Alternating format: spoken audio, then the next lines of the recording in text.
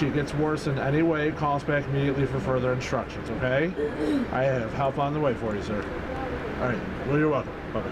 The alarm center here at Las Vegas Fire and Rescue Station 1 is one of the busiest in the country. Is she breathing normally?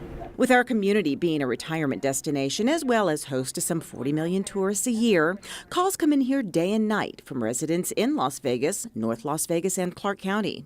But it's estimated as many as 20% of the calls received here don't actually require emergency service. Yet an ambulance must be sent anyway. If they have any sort of complaint or need, even if it doesn't appear to be very serious, that's the nature of the business. We can't afford to not send somebody. So in order for us to do something different, we have to be able to transition that caller into somebody that has even higher level of training, and through a very time-tested, evidence-based, research-based protocol system, we can determine this person truly doesn't have an emergency. Sarah McRae is a registered nurse and administrative officer with Las Vegas Fire and Rescue.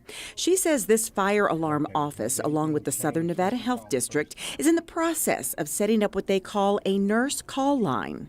It's a 911 redirect service that will come to the aid of callers who may not really need to have an ambulance sent to their home.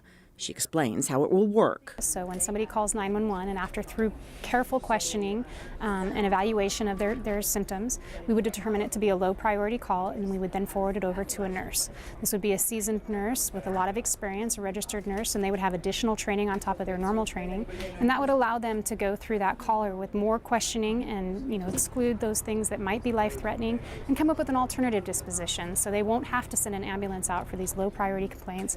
These people won't have to go to the hospital for care, and they'll be redirected to a more appropriate level of service. What we're trying to do is create a holistic, payer-agnostic response for the community. Sarah has been giving tours to various medical professionals in our community and perhaps stakeholders in this project. During this tour, these representatives of Optimum United Health Group, Vicki Lesoto and Dana Zuckerman, learned the phones will be manned by highly skilled registered nurses with additional training in the questions established worldwide as protocol for helplines like this. So you'll notice that our system is set up the exact same way at every position. They also learned that the computer program that will be used includes maps and filters that will better enable the nurses to direct the caller to where they can go for help. There's an interactive directory of live resources with a map, and so they identify where the caller is, they confirm the caller's location, they identify, and then our community will enter this data into this directory, and we will be able to tell that caller, you have an urgent care center a mile and a half away, and they take these insurances. Are any of these your insurances?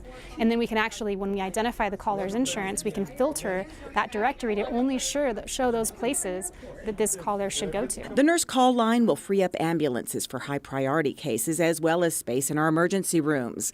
While that may sound like it only helps the emergency responders, it actually helps the public as a whole, especially those who call 911 because they simply don't know where else to turn. Even when my daughter trips and falls and breaks her wrist, I'm not exactly sure where to go. I don't know which urgent care center is most appropriate according to my insurance, and if it's after hours, which one is open 24 hours a day.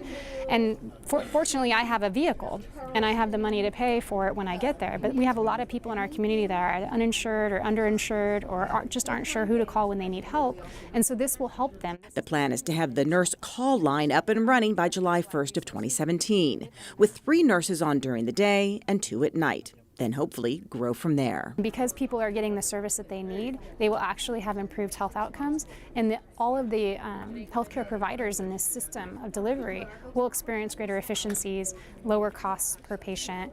It's a win-win for everybody. We do have the paramedics on the way to help her now, okay? I'm going to give you a few instructions before they arrive.